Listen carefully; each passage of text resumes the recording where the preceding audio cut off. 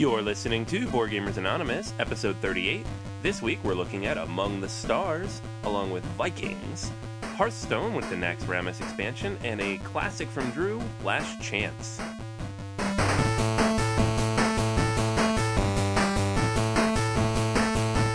You're listening to a proud member of the Dice Tower Network, dedicated to bringing podcasters together for the greater good of gaming.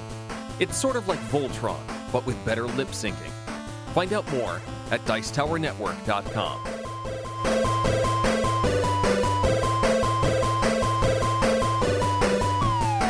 Welcome to Board Gamers Anonymous, a podcast about gamers and the insane fun we have at the table together. This is Anthony. This is Chris. This is Daniel. And this is Drew. Welcome to the podcast, everybody. Episode 38. This week we're going to be talking about Among the Stars, a game we've been waiting for a very, very long time.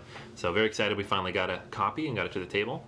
Also talking about a few other fun games that we got to play recently, including one that's almost kind of like Among the Stars. At least we told ourselves that when we played it. And then a few fun things that we have planned for you. It's International Tolkien Week! So, we're going to talk about our favorite Tolkien games. Yeah, definitely. So stick around for that. And if, as always, if you have your favorite Tolkien games and don't agree with us, let us know. Especially if you disagree with Drew, who's probably going to say he doesn't like any of them. You'll be surprised at my answer. Okay. Along those lines, actually, we got a couple weeks ago, we talked about our favorite worker placement games. Got a couple of responses from people, games that we have not played yet. One that I've heard many times, and I'm going to pronounce this poorly, is Tzolk'in. Tzolk'in. Tzolk'in. The Mayan calendar? Yeah. With a little apostrophe in there. Yeah. So that got recommended a couple times, actually. And then Fresco, which I know, Daniel, you just picked up. I did. So on play 8 that. levels of sale. It was $15 for that and some expansions. Because when you go to hobby stores that don't really understand board games, and they've had that game there for 3 years, they sell it cheap. Yeah. So thanks to Greg and Jeremy for sending over like your recommendations. We will probably get at least play Fresco soon, and then I'm sure we have a copy of Tzolk'in around here somewhere. Yes. So I know that's popped up a lot recently when I've been researching worker placement. So now I want to play. It's got little wheels. I love wheels and gears and rondelles. It's got lots of them. I'm in. I'm there. Let's do it. Okay. Let's find a copy. All right. So again, thanks for sending in your versions of what you like. Obviously, anytime we have a question or anytime we're talking about our favorites, we want to know what yours are. So let us know, and we'll lead off the show. We'll tell everybody what you think, and it just adds stuff to our play list. And we'll play them, which is great. Like Cyclades and Kemet, which were listeners' responses too. Yeah, that was a user submission. So Thank you. Yeah. it makes it easier. We don't even have to have meetings then. We know what to review. We're here for you. makes my job easier. Please tell us what to review. But yeah, so that was a lot of fun. We're going to talk about Tolkien a little bit later. But first up, the news. Let's shout it from the tabletop. Yeah, we got some good news from the past couple of weeks. Gen Con is now a distant memory. Essen is coming up next month. That's probably the biggest news everyone talks about, is making plans to go to Germany. That's coming up, I think, October 16th through the 19th. Biggest news I can think of there, Z-Man always has a pandemic version available. They're going to be releasing The Cure, which flips the game around on its end. I love games like that. So there's also going to be a ton of other games. There's plenty of websites out there that are previewing what's going on. So read up, because you're going to be spending a lot of money next month. And one plan. What are your guys' plans for Essen? Well, Do you even know if anybody's going? Personally, no. actually, we know our friend Tom Vassell and Eric Sumner are going, so we'll get Dice Tower reports from there. But, if he has a big enough suitcase, I'm sure we can squeeze in there and, meet with the Jamans. That's something. And Seven Wonders Babel will be coming out at Essen, so I'm really looking forward to that that release, because we're big Seven Wonders fans. They've been talking about that for a while. Yeah. Yeah, there's a few good ones coming out. Rosenberg's newest game too, with the In the Field. Is that what it's called? Does it have farmers in it? Yes. Are they German? There are. German farmers. It's a German farming game from Rosenberg. Well, a couple weeks ago we just had Farm Safety Week, so Good time for Essen, yeah. Yeah, bring out all these farm games and practice safe meepling. Interesting thing, recently they had a Scrabble championship in Sri Lanka that they talked about this kid, this 9-year-old kid who set a world record of Scrabble. I don't think any of us play it regularly anymore, but we all used to in our youth. 878 points in one game by a 9-year-old kid. That's insane. Yeah. I think I got close to 300 once. That's the best I've ever done. I broke 500 one time. Whoa. And you're a god. I took the little piece of paper and put it on the refrigerator, and I was playing against my roommate at the time, so he appreciated that. Every time he went to get his cereal and his milk, it was just right there. Kicked your butt. Man, how many 2-letter words did you use to get that? All of them. Yeah. That's my problem. I never use 2-letter words. I mean, that was with 2 bingos. That's, you have to get a lot of 7-letter words if you want to score that much. You know what really frustrates me? This kid, among all his bingos, he had the word headers. Headers. ADEEHRS. Who would, we'd kill for that kind of combination. Sure. Yeah. In Iraq. God, you got to be lucky sometimes. But then it's still placement, though, because that word is worth, 10 points? Yeah. And if you don't get the bonuses? You got to get the 50 and then... So it's a 60-point word if all you do is drop it on the board. But if you find the right place for it, it could be a 150-point word. So It's true. Timing is everything. And the competition must have been heavy, too. So it wasn't like somebody was just setting him up with, no good spots. These people were trying to beat him, too. Yeah. So that's pretty impressive. Yeah, he got a triple word score and a bingo out of Gruntles. Whoa. Gruntles. Yeah, wow. Kid was smart. Next bit of news, Playdeck is releasing an organized play system, cross-platform. Now, Playdeck, they have apps for Ascension, Agricola, Summoner Wars, Can't Stop, a whole bunch of really good games. Organized play on our apps. Do we play many apps? I play online on the computer, but I don't have a lot of board game apps. I go in and out. If there's a new one, I'll play it obsessively for a month, and then it'll kind of fade away, because the online play is always a little meh, and the AI is always a little meh. So, I played Lords of Waterdeep nonstop for a month, and then it started to make me mad, because the AI is really mean. I honestly find the whole idea a little bit less than appealing. The reason I like to play board games, as opposed to the enormous number of video games that are already out there, is because I like the face-to-face interaction, I like spending time with my friends, and I like to not have a screen there for a little bit of the day. And so trying to push to apps, there's something nice about that. It gives another play dynamic, but it also means now it's competing for my time against multi-million-dollar video game projects with massive online communities and far more dynamic gameplay.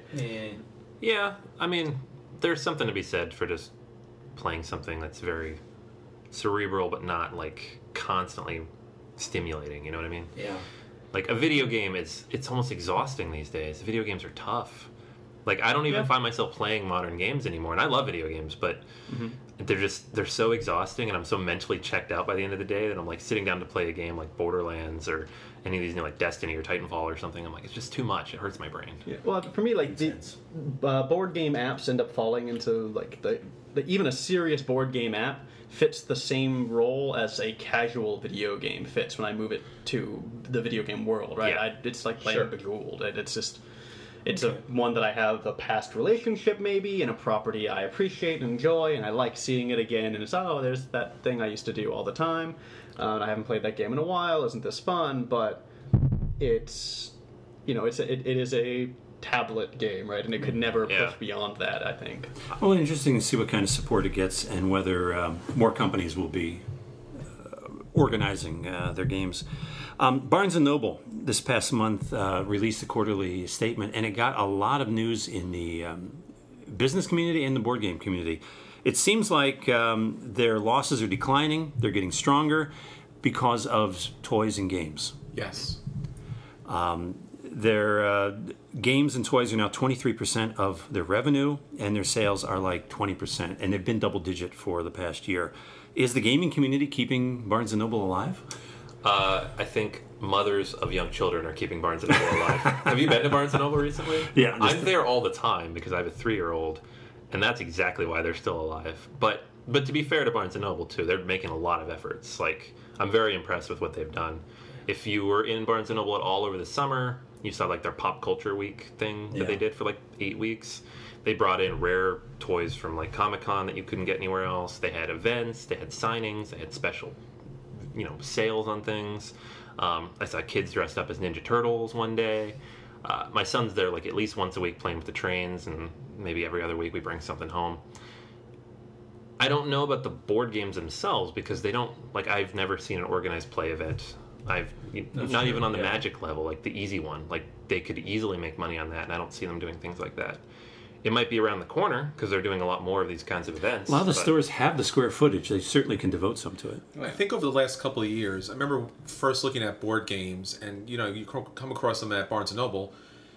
The board game selection has, at least from my kind of wanderings, has been at least cut in half, if not more. There used to be 2 huge sections, which these are party games, these are family games, and this is strategy games. And what's happened is it's really shrunk greatly. They have a lot of these Lego architect kind of stuff, and they have the pop figures. So other than the big sales where they bring in games to kind of throw them on the clearance rack, it's shrunk a lot. I think the toy portion, like Anthony was saying, the kids' toys, because sometimes you want to go to Barnes & Noble and just walk around and look at all the books and maybe read something here and there.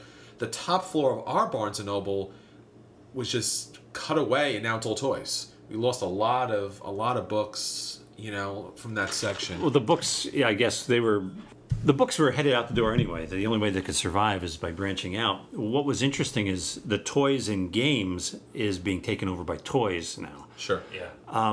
Who knows? Maybe they'll stick with the games. They like you said, they put a lot of games out there, clearance, they sell. They could build a loyal following if they just cultivated gamers. I think so, and I think anybody who goes to a local game store knows the only way those stores survive is if they have a community and events and organized play and bring people in and have signings and release events. Barnes & Noble has not done that at all with the gaming community, and I don't know if it's something they've looked at and decided the money's not there, or if it's just they haven't gotten that far yet. But it'd be cool if they did, just to see what happens. Yeah. I mean, when I was a kid, the Books A Million down the street had a Pokemon League, and that was the height of their sales every week. Is parents would drop off 40 some odd children at the store with $20 a piece, and they'd all just run right to the register, buy everything they could get, and this massive surge, right? They still sell games. It's interesting. I still see messages once in a while about, Books A Million, got this game, got that game. So really, they're worth checking out. Yeah, they do have games around. Yeah, I felt like they seemed to keep closing rather quickly. Publisher news: Czech Games Edition (CGE) announced that they were severing their ties with Z-Man and Rio Grande. They're going to be releasing their own games in America from now on. That's the company with designer Vlada Chvátil. Am I pronouncing that right? Sounds right. Galaxy Trucker Through the Ages. I guess they realize they're creating enough good games. They don't need us. Is this another salvo in the Europe versus USA war?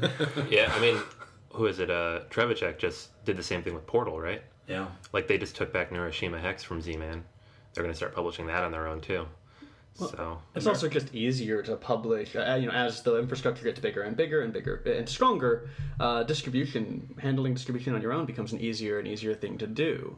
So I don't know if it's so much a new salvo in the war, but it just means that you don't have to have these international partnerships as much, right? The same thing could be reversed, right? American companies that have partners in Europe to distribute there could start distributing on their own. And we talked about this previously too, how designers are usually using Kickstarter basically for their complete distribution of their games. Yeah. They're skipping over the game stores completely and just sending to the customer. The established companies are doing that more, definitely. So it's interesting to see the changes in the publishing industry. And finally, one more thing I thought was interesting news. It's another quarterly thing. GameCrafter always creates a board game challenge. So the news is you have until November 17th to put in your submission. It's a time challenge this time, where you have to create a game that uses time as a resource. What's interesting is they really tailor this. They say anybody can submit. Go ahead, throw your ideas. However, you also have to have it ready to publish. Sure. You have to have the artwork. You got to have everything all. But it's a lot of fun to noodle with. How would you create a game that uses time as a resource? Because they said no timers and no turn counters. Wow. So what's left? All I could think of was this. I thought of this game called Tamsk, two-player abstract, where the pieces are actually little sand dials, but those are timers. Sure.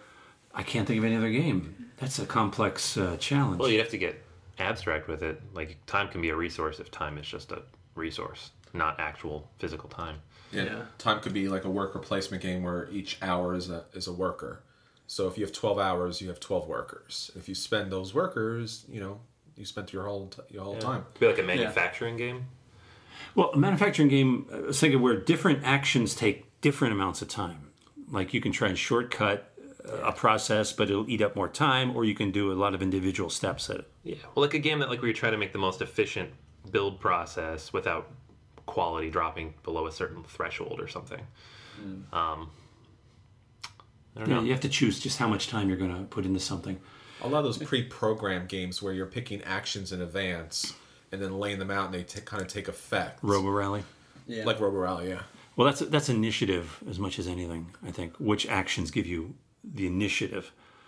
RPGs do a lot of time resource, I thought, through initiative and through, some actions take longer than others. You want to cast a spell, well, you got to wait a minute. I don't know. There's a lot of different ways to tinker with time. But it's a fun idea. Get your ideas in by November 17th, the Game Crafter. And that's pretty much all I got from the tabletop. That's our news. Awesome. All right, so next up we're going to talk about, we're going to throw it to Chris, and he's going to tell us what's going to be on Kicking the Habit this week. Kicking the Habit. Hey, Kickers, this is Chris from Kicking the Habit.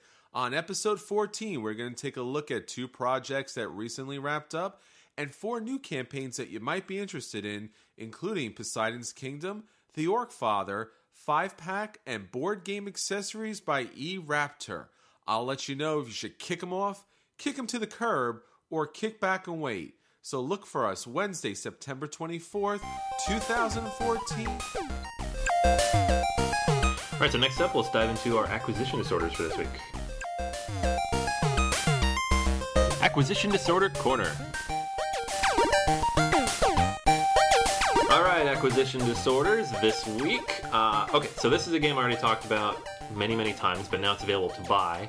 So it is at the top of the list. That's Battle of Five Armies. This is the Hobbit version of War of the Ring, and it's its own game, so it's not make it sound like it's a complete reskin or knockoff of the other game. It's a new game. It's got new mechanics, but it uses a lot of the same ideas. The different types of dice, the shadow versus free people's mechanic, the cards, and the way those all work. That kind of race against time aspect for one side versus the other. Extremely asymmetrical play.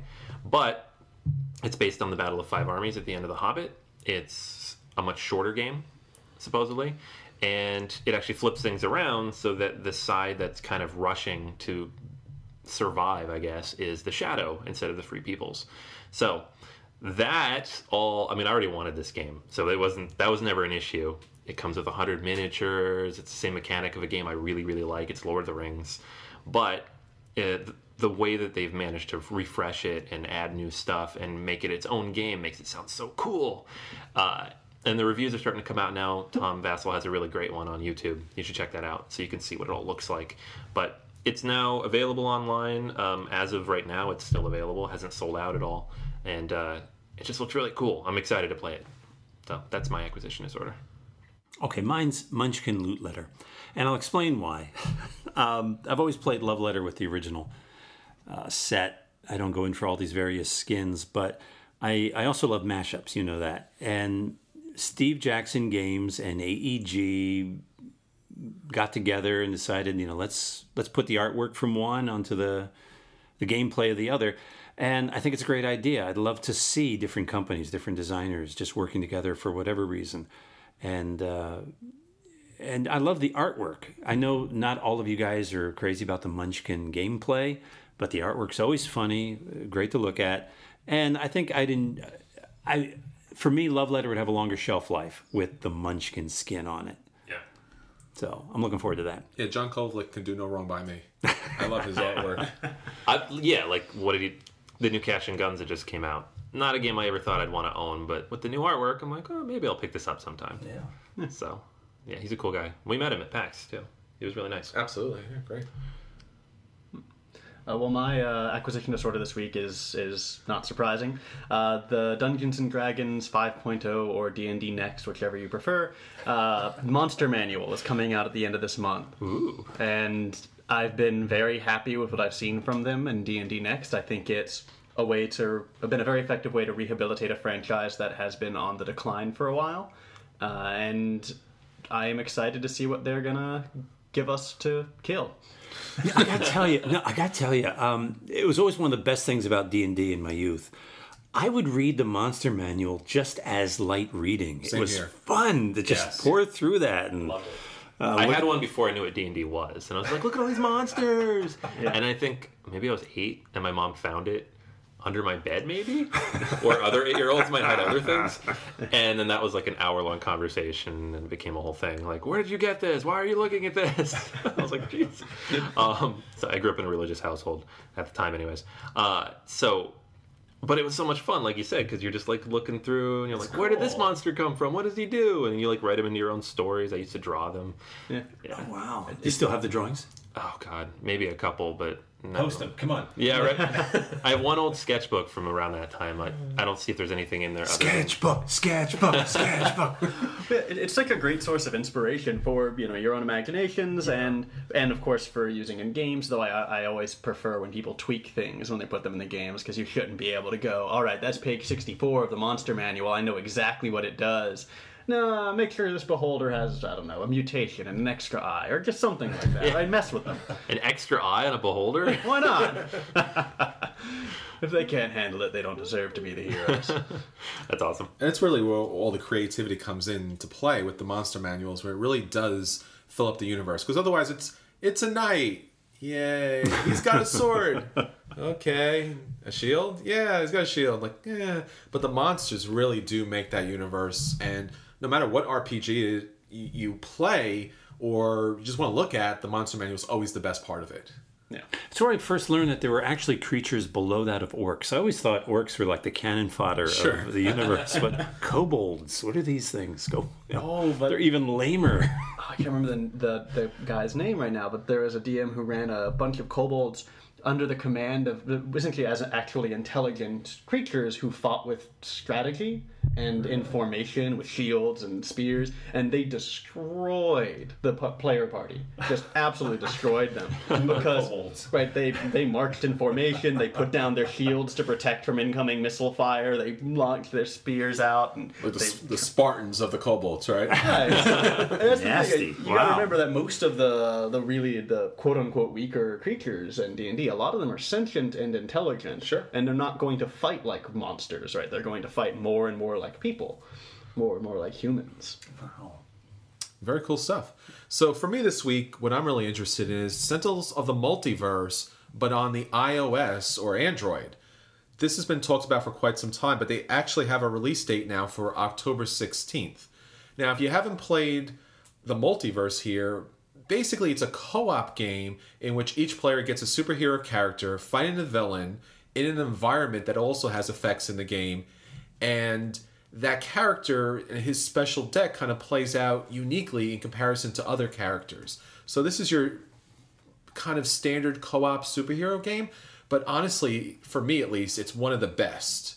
So you'll be able to pick this up for the tablet, not for the phone, but for the tablet, and it's going to set you back about $10, which is a little expensive on that side. Yeah. And there won't be any in-app purchases for this game.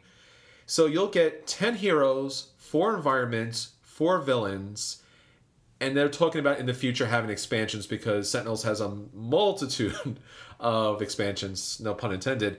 And they're also saying for the first 5,000 people who pick up the app, you will actually get a physical copy of the Super Scientific Tachyon promo card. So it's something.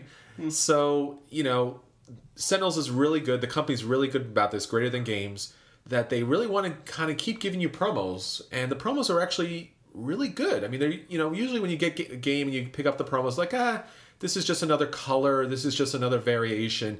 The promos are really sought after. Anthony and I, when we were at PAX East and they were having a fundraiser for charity for the promos, I'm like, hey, let's stick around. Maybe we'll pick up one or two for $5 or $10. And it was like, first bid, $25 and then $50. And we're like, no, we need to go.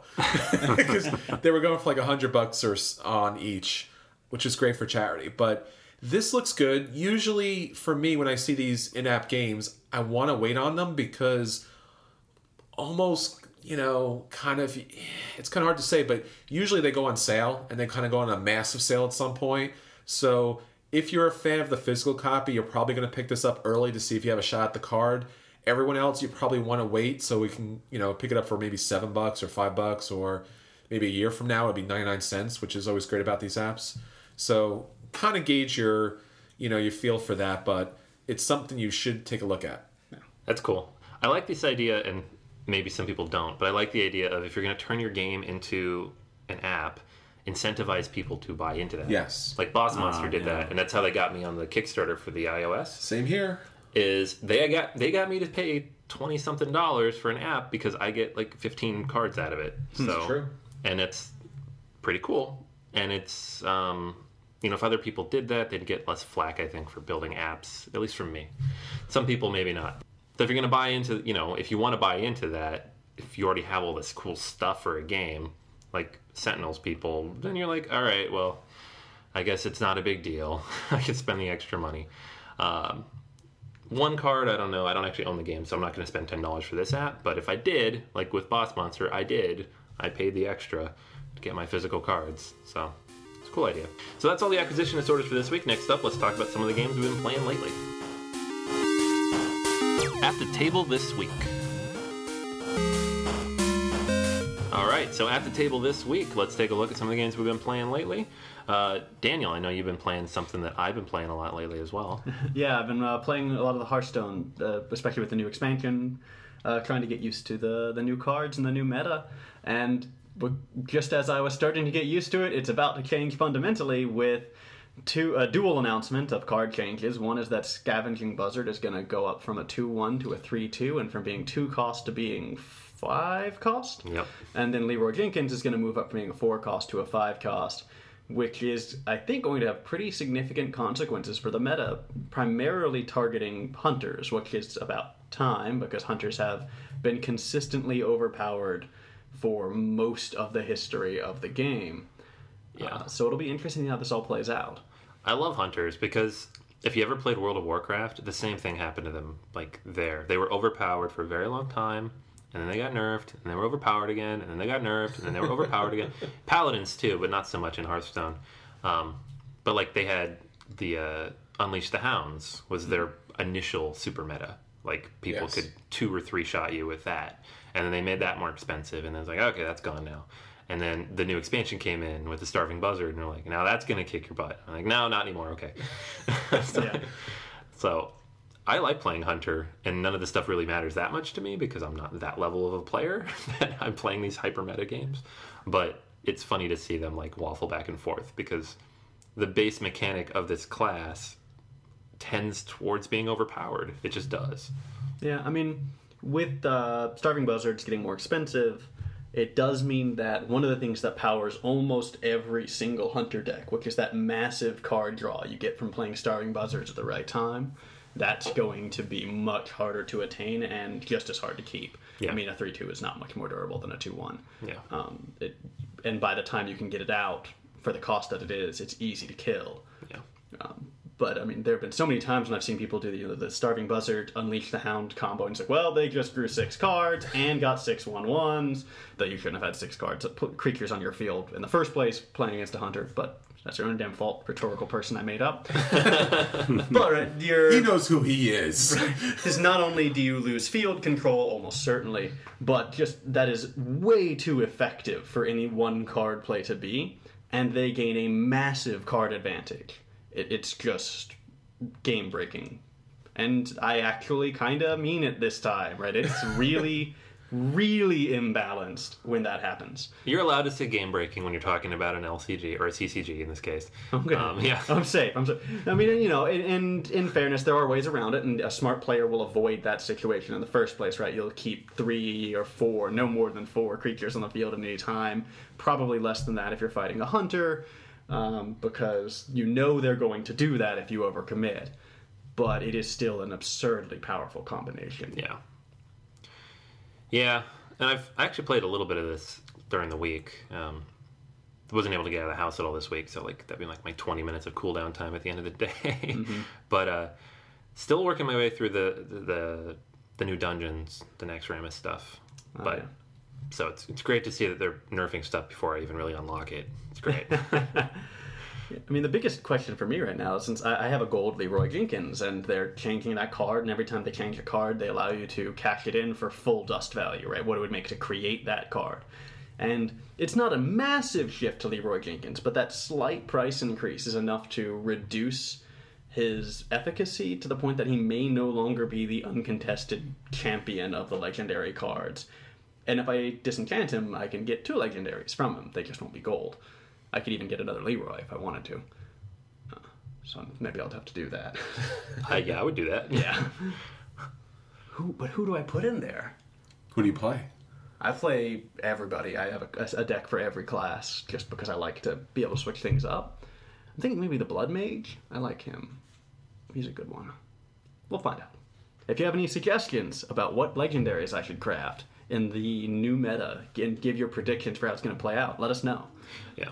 And the one cool thing, too, is Blizzard basically said, we're not going to make any more changes to the game this year. Yeah. So once these 2 changes are in, that's it until at least January. They're not going to be shuffling anything else on us for a little while. So you can set your meta and do whatever you want to do and destroy people, and you'll be fine for at least the next couple seasons.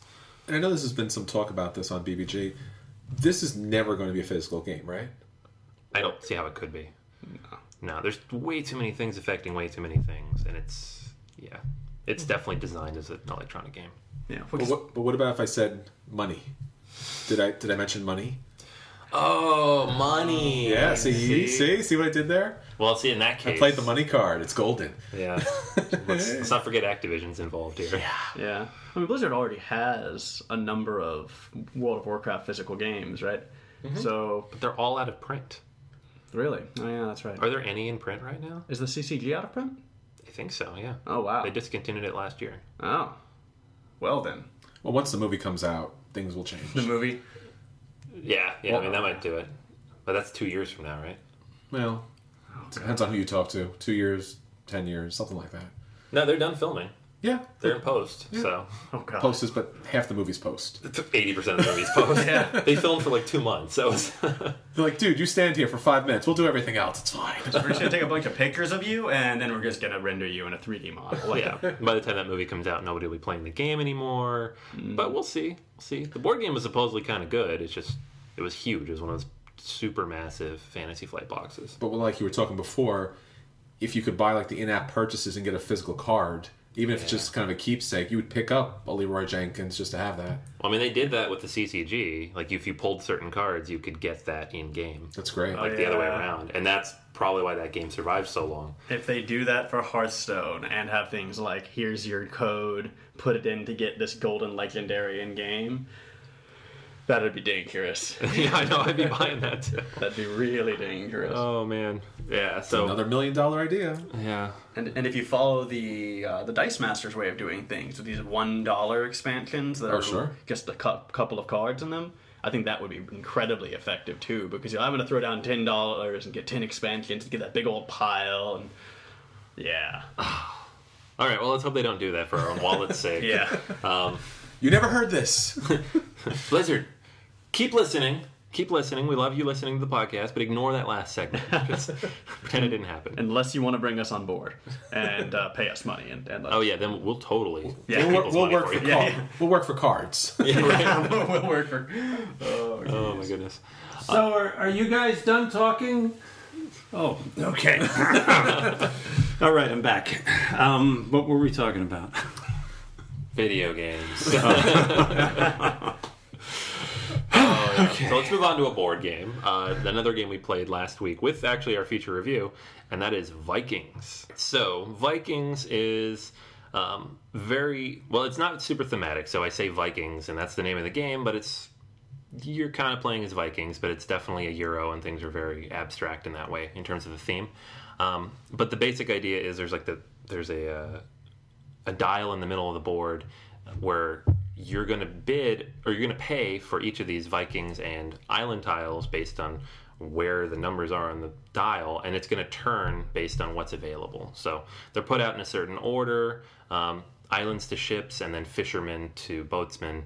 And there's, like, I think 5 or 6 different types of Vikings that are always put in the same order. And you can pay whatever you want if you really need a certain island or a certain Viking type, but there's also one always that costs 0, so you can get it for free.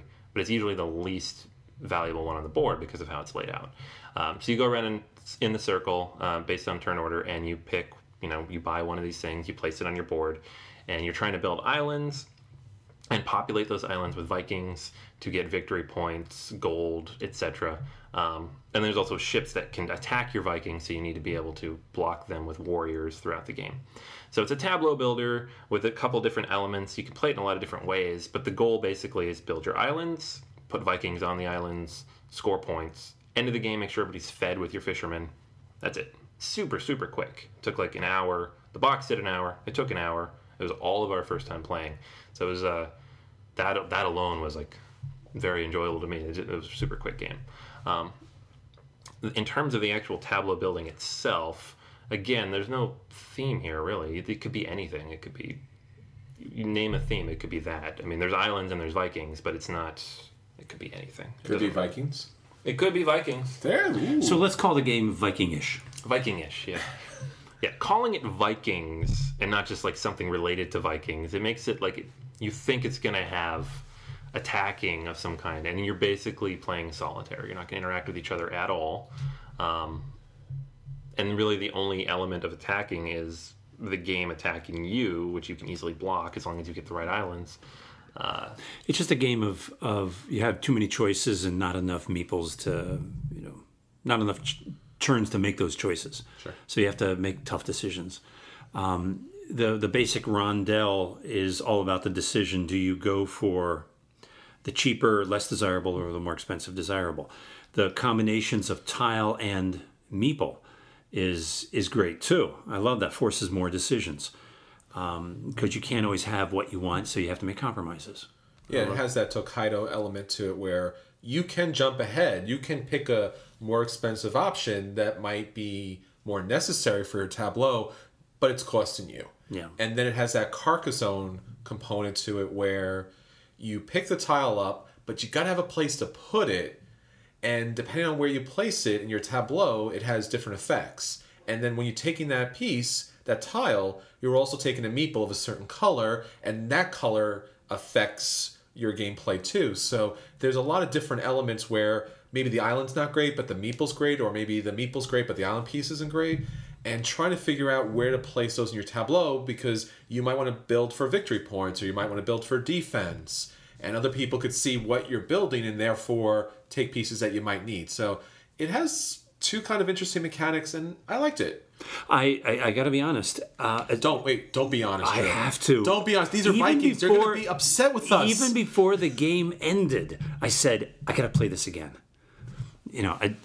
I realized there's a lot of different strategies to try. What I did wasn't working. It's like, I want to do this again. And that's a good thing for a game. That's the Viking in you. Yeah. It brought the Viking out. The cool thing, too, is literally everything comes out randomly. So the tiles, there's 72 tiles, and those are going to come out completely randomly. You'll split them up into 6 piles because there's 6 rounds. But you might get 8 ships in the first round, so everybody gets attacked, or you might not get any ships till the end of the game, so everybody has time to build up their warriors. You might get all one side of an island, which is really hard to build because you don't have any openings for that, or you might get all the other side of the island. And there's different numbers of tiles, obviously, so it's not like you know it's going to be there at all times. The Vikings themselves are drawn out of a bag, and there's more than you need, so those also are going to be random throughout the game. So maybe you'll have one round where there's 8 fishermen on the board, and maybe there's another round where there are none. So like if you don't buy one when there's 8, you might not get one when there's 0. That's cool. It makes for nice replayability. I mean, there's a lot of randomness, and in that regard, it's kind of replayable, but it's also just kind of dull, or at least it seemed like that for me. To mirror Drew's comment, by the time we got through the first round, I was already kind of drowsy. I was just, all right, this is extremely dull. I don't see how, because there was no downtime. There was no AP problem here. You already looked ahead. You could see what your next move was. It allows you to keep moving the game forward.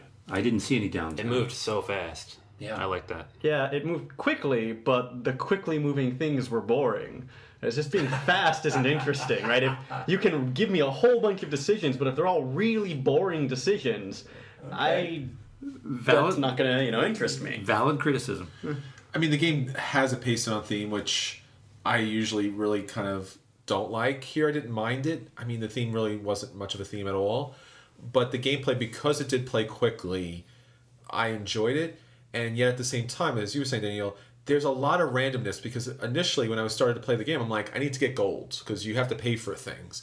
And since I was third on the the player turn, Anthony and Daniel picked up all the gold, picked up the 2 gold characters. So I was like, well, I won't be getting gold for any time soon, and had to pick up other characters. So it forced me into a completely different strategy based upon those things. And that happened a lot during the game. So you want to be good, but you also want to be lucky too. Yeah, I mean, for me, a lot of the mechanics of the game, they're well polished, right? You can tell, like, this is a very well polished example of what it is, but it is nothing more than that, which makes it so totally unexceptional to me as a game, right? There are lots of games with similar mechanics that are very well polished. There's just nothing additional about it. It's reliable. That's nice. It works. That's nice. But you put it next to almost any other game on my shelf, and I'm gonna go, yeah, that one's it functions, but that one's fun, right? But you don't own anything in this genre, so it's just you don't like this genre. That's not even a game thing. That's just It's got a rondelle. I've not met a rondelle I did not love. That's It adds so much to the game. I think having the rondelle. So Daniel, how would you rate this and be surprising? I'm going to go with a dodge here. It's a game that if you put it up against almost anything else on the table, I'm not going to play it. I mean, if it's all you've got to do and you've run out of things to talk about, maybe throw it on the table there, but otherwise it's just not worth the time. It's not a lot of time, but it's just not worth it. Yeah, I'm gonna buy it. I think it's a good game. So Wow. Yeah, I think it's unique. I don't have anything else like it. It's quick. It's easy to teach. Took less than an hour. It's simple tableau builder. Nothing offensive about the theme. Just enough randomness to make it replayable. And I don't know. I had a lot of fun. So I also want to play it again, Drew. So we will play it again together. It's a play for me. I enjoyed the game.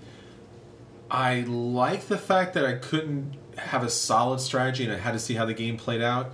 And yet at the same time, when I won the game, I was like, yeah, I did some things well, but some of those things were kind of just happened to happen.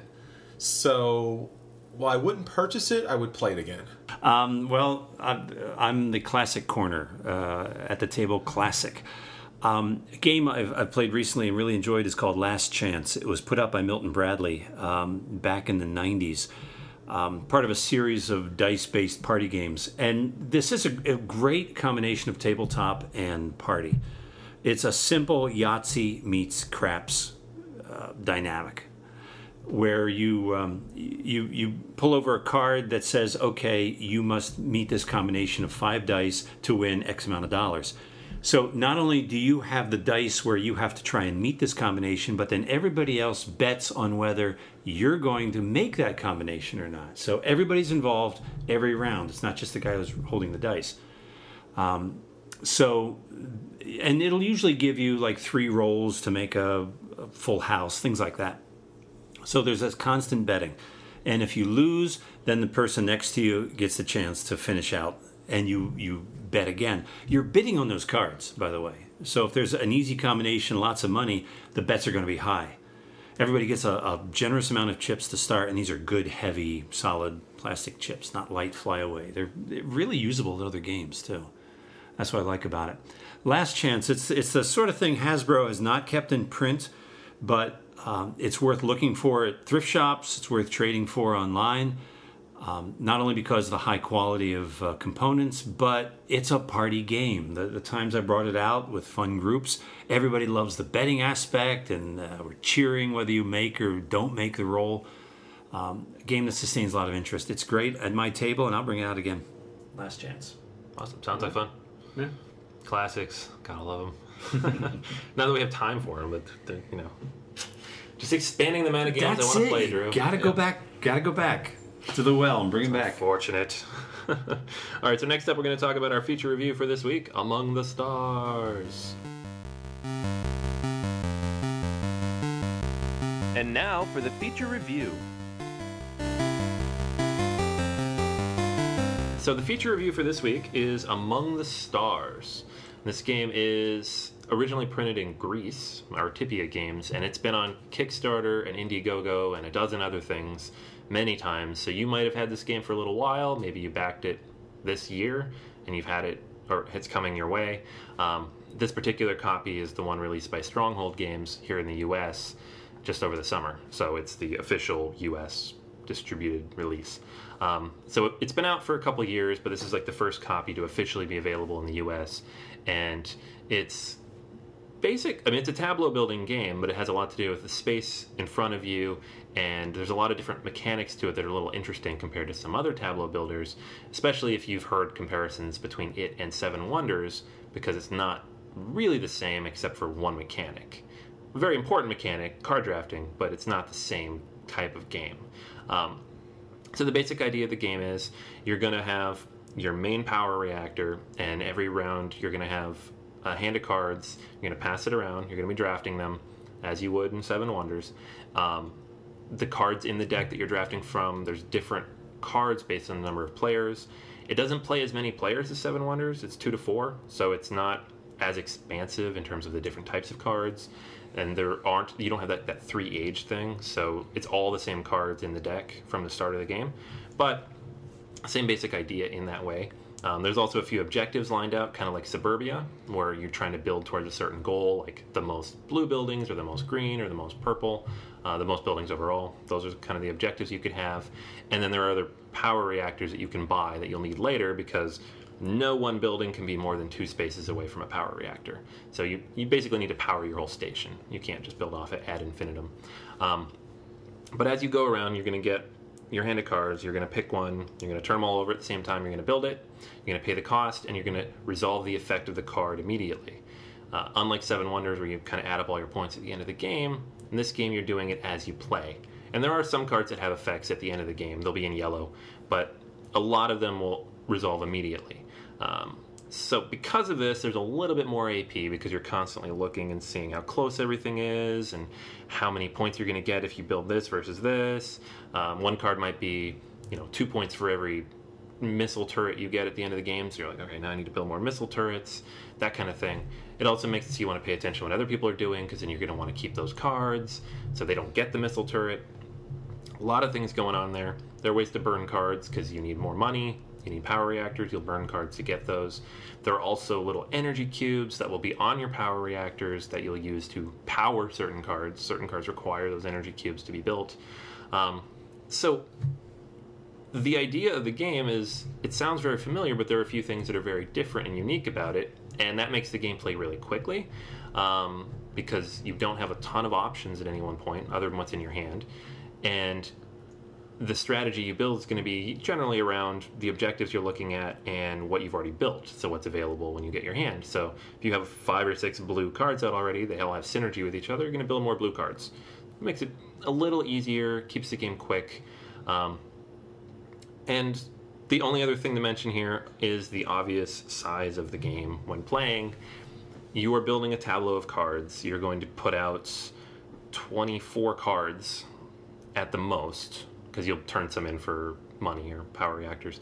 So you'll have upwards of 25 cards actually, including the main power reactor, on the table in front of you, times however many players there are, plus the board, plus the cards, plus everything else. It takes up a tremendous amount of space. So if you do not have a very large table, I do recommend that you wait until you're at a game store, or you can get a bigger table. We jammed it in on a pretty standard kitchen table, and it was very, very tight, and there was a lot of overlapping. But there was a lot of sliding, and it was a little messy in the end, the last round, but it's not a knock on the game at all. You look at the back of the box and you know exactly what you're getting, but in this case it was like, oh, there's even more space than I thought it was going to take. But overall, very unique, fun game, definitely lives up to a lot of the hype in certain ways, and excited to talk about it, see what you guys think. Oh, yeah, I mean, it was I had a very good time playing through this game, and Seven Wonders was actually one of the very first games I played with you guys. So that brought back fond memories, and the card drafting mechanic. I think you're right to say that the two aren't as close as some people have been saying they are. They're not really that related. But I thought this was a very fun game. I liked that a lot of the individual cards had specific abilities that would push you in towards different kinds of play styles and would allow you to build different sorts of point engines, and in some cases things like money engines, right? And I think that made the game much more variable than a lot of games of the similar kind. So I found it very satisfying in that regard. I remember hearing about this game way back in the day because this was a European release, and it was on Kickstarter all over the place. And every once in a while, Kickstarter would kind of pop up, and you were like, wow, I should really get this. And it has so many expansions and so many additional things, and I haven't seen this in the US. So Stronghold bringing this over is really great for us here because there's so much to like about this game. Now, it does have a little kind of card drafting. I mean, it doesn't feel like a card drafting game. It feels more like a tableau building game. I mean, that's really the importance. It's kind of weighed out there. Whereas when you do play Seven Wonders, you're building a tableau, but the tableau doesn't really matter. It's more set collection than anything. You're not really building something that's necessarily kind of snowballing off everything other. So it's interesting in that sense where you're picking the right cards. As Daniel was saying, if you pick some red cards, then obviously they benefit off the red and blue benefits off the blue. So there is some similarity there. But a fun and interesting game as far as unexpected changes and challenges with it. Yeah, it's a cool. I think the Seven Wonders thing, and probably should stop talking about Seven Wonders at this point, but that's what everybody compares it to, at least when they first hear about it. The drafting matters a lot, obviously. The point of a card drafting game is you can see what other people are building towards and then swipe a card from them. But there's 6 cards in the hand each time you do that, so yeah, okay, I can stop you from getting this one blue card, but hey, look, there's 2 more in the hand. It doesn't matter. Or, hey, your race has a special ability where you can swap hands with somebody else, and so you just get the card you need anyways. I think there's a lot of ways to mitigate that effect versus like Seven Wonders, where there's not that many tech cards, and if you know that somebody needs that one kind of tech, you can just slide it under for your wonder. In this particular case, it's definitely about your own tableau and building out how everything interacts with it's in your space. So it's very solitary, at least in the base rules. And I should mention there is an aggressive mode. There's some cards you can throw in there to mess with people. We did not play that way because it's not the base game. But do you notice how we keep saying, well, we shouldn't be comparing it to Seven Wonders, and then we go ahead and compare it to Seven Wonders? It's unavoidable. I think that there is such a link between the two that we should have done a Among the Stars versus Seven Wonders episode, comparing the two. A lot of similarities. First of all, because Seven Wonders is far more intuitive. It's easier to pick up and it goes faster. Believe it or not, it was easier for me to learn than this game, which has so much text and so many little details on the cards that force you to spend. It's more AP in this game, and I don't think you're going to get rid of that simply by playing it more often. And so it's not just the intuitive part, but the fact that you have to admit where you place a card, where you play it matters on what's to both sides. Seven Wonders is all about that too, because what the players on both sides of you influence your resources, because you can buy the resources from them. They already have that function already. The warfare, which not everybody likes about Seven Wonders, but the warfare involves players on either side of you. So that has that also. There's more of an interactive element in Seven Wonders than this, which is simply 4-player, in our case, 4-player solitaire. That was boring for me. And there wasn't enough in the variety of cards that I received. Here's why. Here's the big difference between the two. Seven Wonders had 3 rounds. The cards were different each round, so you were able to lay a foundation and build on it later on. In Among the Stars, it was all random, so you had cards at the beginning of the game that you could really only use at the end of the game, but they were gone, bye-bye. And you were stuck with playing whatever you got in the beginning. It was very frustrating from my point of view because I put myself in a hole and I couldn't dig out of. You know, it's interesting. I had an almost opposite reaction. I found this more intuitive than Seven Wonders, partially because so much of the game is on the cards that all I have to do is read the card, and I'm like, oh, that's what it does. Okay, I know what this does now because it says right here what it does. It definitely is more complex. In some regards, it's more complex in that you have to pay attention to how you build your tableau, like Chris was saying earlier.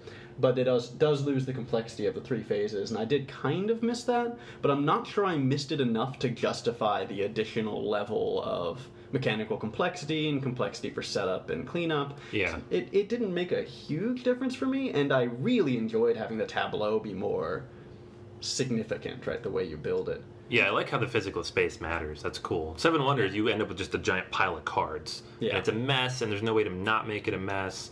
And the way you interact with other players around you is more annoying than anything else.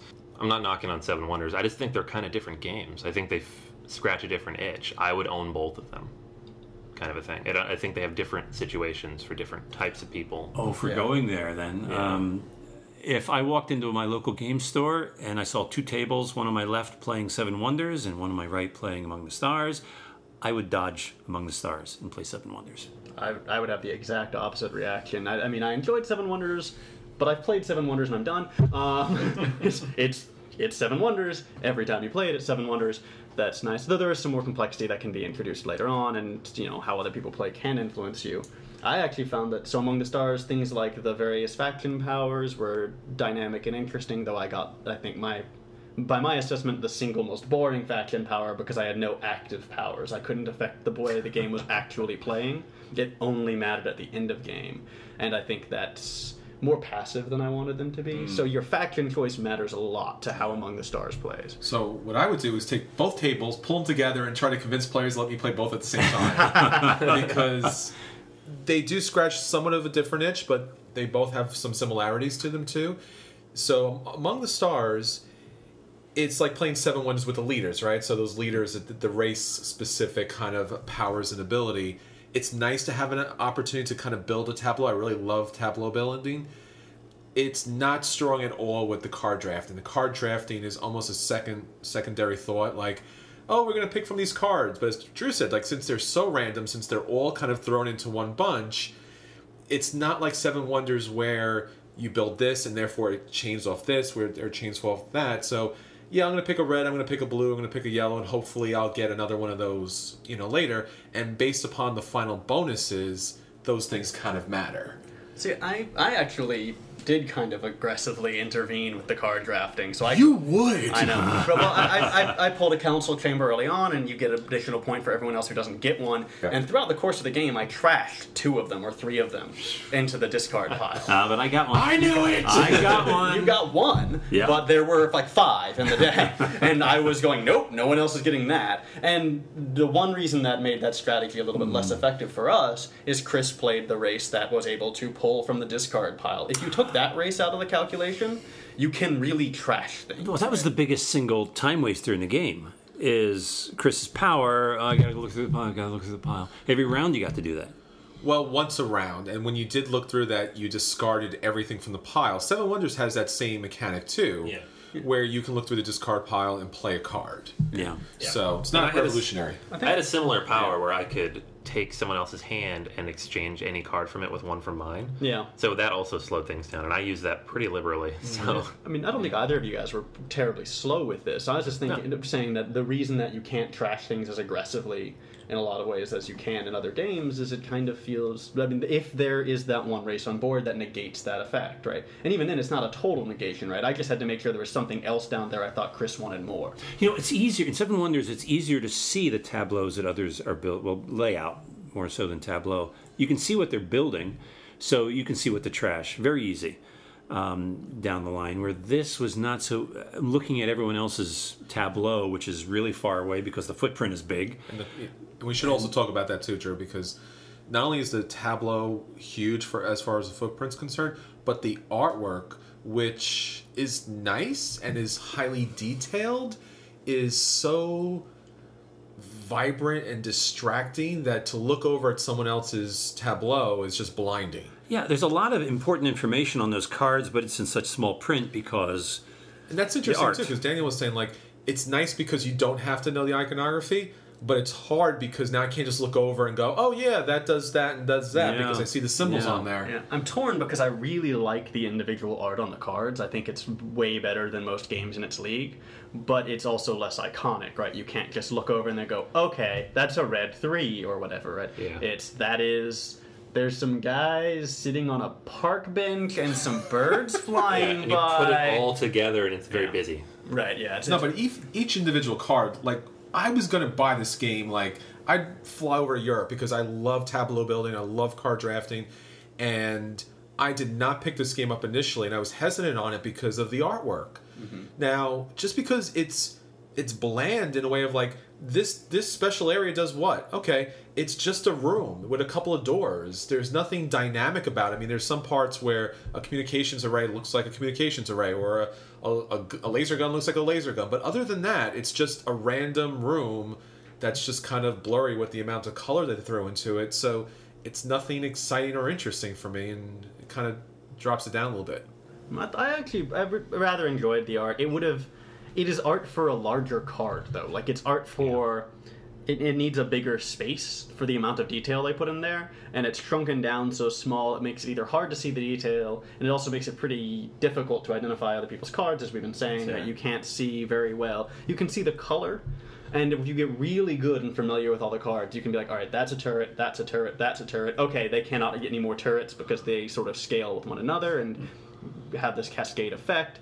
But it would take a lot of playthroughs to get used to that. I think that was the only thing, too. They should have shrunk the picture somewhat to allow more color around the edges, because where you have that final bonuses that pop up, it was like gold, green, yellow, and red. And I was like, he's got...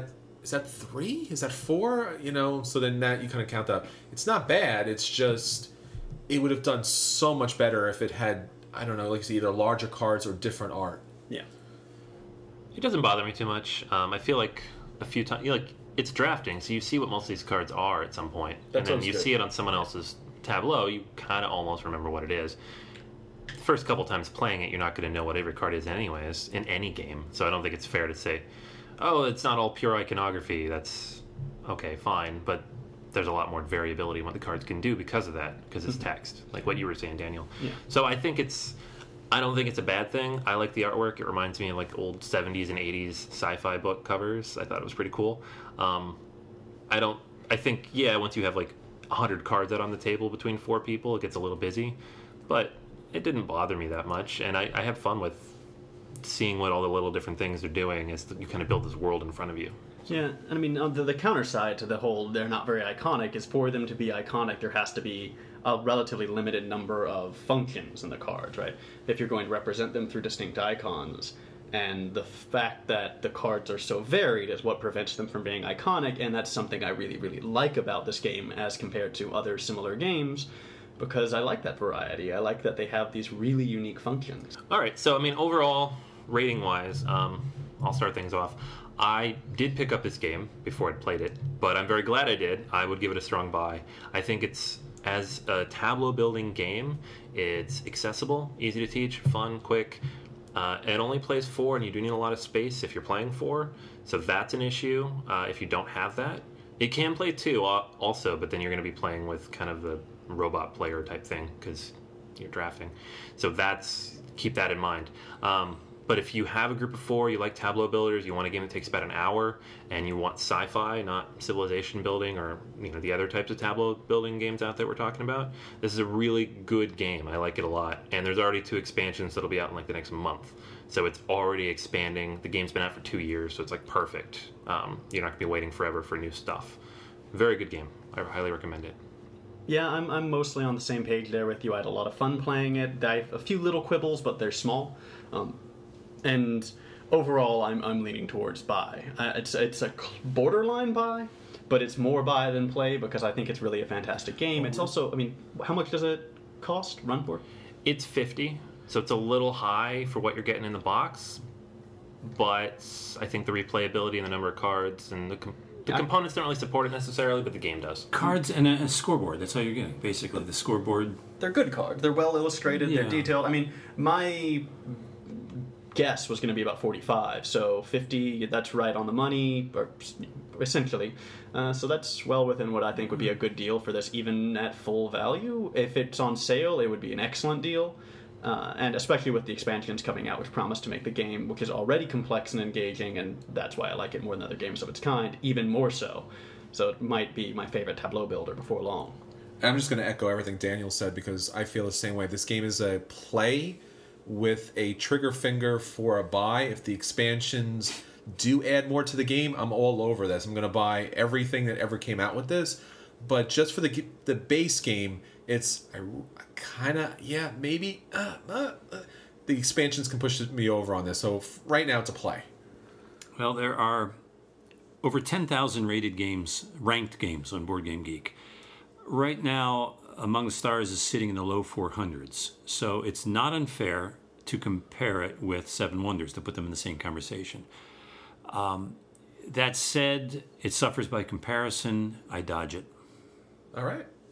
Okay, fair enough. I mean, it's definitely, if you have the option between the two, I mean, I feel they both have a place on the same shelf, but obviously you can only pick one to play at one time. That's it. All right. Pick Among the Stars. All right, so that's our full review for Among the Stars, and as those expansions come out, I'm sure we'll get this thing back to the table and try those out and see what they add to the game, if anything. I know there's at least 2 coming very soon. They're on pre-order with Stronghold as we record this. So that's everything for that. The next thing we wanted to do, we wanted to dive into our new weekly segment, the Fab 4 Questions of the Week. And I'll let Drew take that away. It's the Fab Four. You know, this is International Tolkien Week. And we aren't giving the proper props to the man. He's been dead a long time. Let's bring him back. It's appropriate that we... everyone's forgotten all about him. Bring him back? You know, I don't know that scientific technology is approved to that If you standard saw him on the street, would you recognize him? Would you know who he was? You would run screaming. If I saw the decayed corpse of J.R.R. Tolkien on the street, I would not recognize him, but I would recognize the eldritch abomination that he has become. That's it. So we all know about the whole industry that's grown up around his works. We just have to remember him, the man at the core. So we're just going to honor him by picking our favorite Tolkien-themed game or property for this. I'm going to go last. So Okay, I'll go first. This is super easy for me. War of the Ring. War of the Ring's amazing. I have the game. It's about a third of the way painted at this point. That's going to take forever. It's like 200 some odd minis. I have the expansion. I have the tin with the extra sleeves. I have the Treebeard expansion that you can only get on Board Game Geek. I got all this stuff, and I got Battle of the Five Armies on the way, which I haven't played yet. Maybe that'll change things. But War of the Ring, fantastic, asymmetrical, really feels like you're living the book. I'm going to go for Lord of the Rings, the LCG. When I think Tolkien, I think characters and character development and amazing stories. So to have the opportunity to play as these beautifully, wonderfully rendered characters, and the artwork is outstanding.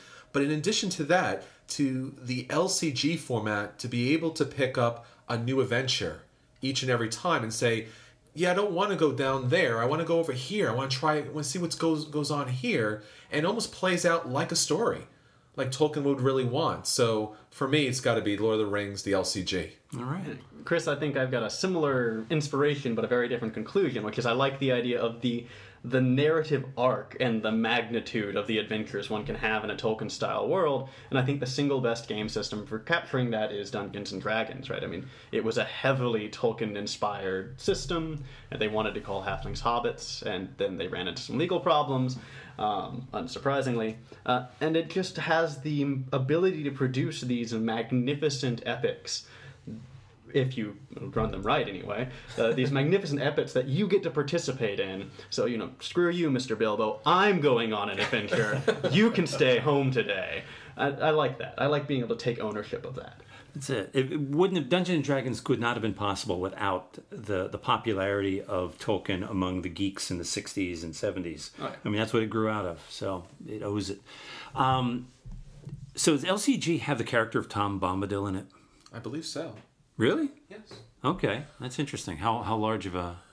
He's a character card, so Just a we card. play in a game, yeah. Okay. And I know Dungeons and Dragons, they would come out with a lot of campaigns based on Tolkien. I never recalled Tom Bombadil one, though. The reason why I bring this up is because... High-level Druid.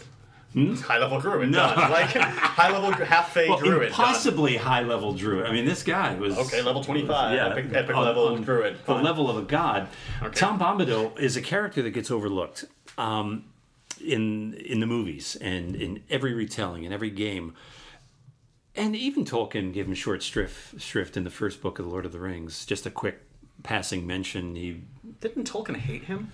Tom Bombadil? Like, after writing the book, he said that including Tom Bombadil was a mistake, I thought? Yeah, well, that's because in the proto stories that he wrote, he had a lot... Tom Bombadil was part of the world that it came out of. But I happen to like that character for the possibilities. I mean, imagine the immense power that guy had. But not just that, but what was going on in the Old Forest? The Old Forest had the tree that swallowed up Frodo, and it had, shifting landscapes. And I want to see a game based on the Old Forest, on Tom Bombadil in the Old Forest, an adventure game. That's the one I'm waiting for. I don't like playing Tolkien games because I believe they're canon and shouldn't be tinkered with. So give me something that isn't written about. Give me something that's mysterious, that we need more about. I've always enjoyed Tom Bombadil. I like that character. The fact that the ring had no power and no interest. He had no interest in it. It was like, bigger than that. That's an incredible character. I want to know more about him. Give me a game about him, and I will buy and play that game. Whoa. Now we have to make it. Yes. Challenge accepted. All right.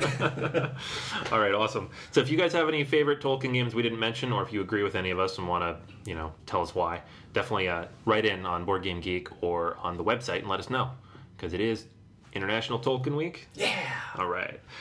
So real quick before we go, we got a question on Twitter that I wanted to throw your guys' way. So one of our listeners, Greg, was asking about a good lightweight game for a non-gamer wife. Now, this is a question I can answer, obviously. I have a bunch of games I bought for us to play, but I wanted to see what you guys thought first, and just like what kind of games, as a recommendation for him, would be good to introduce to somebody who does not game very much, but wants to spend time with him anyways. Huh. Well, the easy answer, I guess, would be Love Letter. Yep. It's the kind of classic gateway game. It's short, it's simple. You're holding one card in your hand.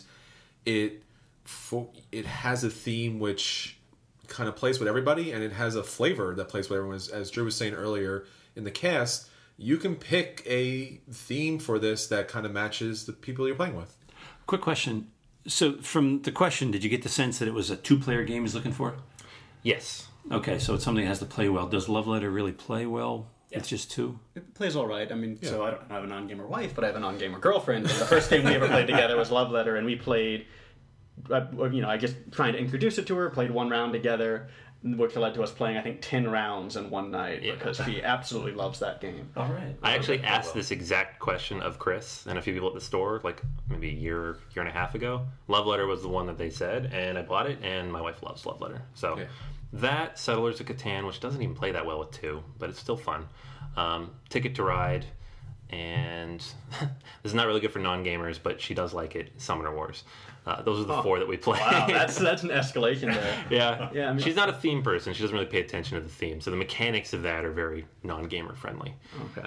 But yeah, I mean, the ones that I've had the most success with was Love Letter, Betrayal at the House on the Hill, but that really requires more than two players. It's very charismatic and friendly, but you have to have more than two players. Yeah. That's a game night with your friends. Yeah. And then she really liked Gravwell, which is an esoteric kind of weird game that doesn't get the amount of attention it deserves, because it's really fantastic. I think Carcassone's always a good choice for any entry-level game. That plays really well, too, and it actually has a two-player version of Carcassonne. So if you want the direct just two players, you can play that. And I think for any non-gamer, to start off with these just one or two tiles and at the end have this beautiful landscape in front of you, and you can really pick the expansions to match the game that you're playing with. Yeah. Three basic types of games to introduce are abstracts, but cute abstracts, like Hey, That's My Fish, I would recommend. The second one would be dice game. I've always enjoyed Las Vegas. I think it's a great entry dice game that can play well with two people. And then a card game, Lost Cities. Even though that may be a little more strategic for beginners, it's easy to learn and a lot of fun to play. Super easy. What about Tokaido? I think Tokaido would be a good entry here. Yeah, that'd be nice. It's very charismatic, very friendly, both in appearance and in gameplay. It doesn't feel like you're sitting down to a game, right? You're not gonna have to. But Takanoko has the cute little pandas. I think Who could resist? Takanoko could be another good call, but I think that one would not play all that well. With Oh, come on. No, I disagree with you on that. You know what we should do? We should do a versus. I like that. Tokaido. Okay. This is the very first time we have ever said this idea. It has not at all been planned. All right, let's do it. All right, so that's everything for this week. Next week, you should listen for our reviews of Tokaido and Takanoko. In the end, there can be only one. That's going to be our new recurring feature. We'll pit off two games that are basically the same from the same designer and see what people think. So Takanoko and Tokaido next week, which will be awesome because I think Bowser's got another one coming out next month in the same kind of theme and same kind of artwork with Samurai Spirit. So we'll have a Bowser month. All right. But that's everything for this week. This is Anthony. This is Chris. This is Daniel. And this is Drew. And until next time, we'll save you a nice blue quarters in the tableau.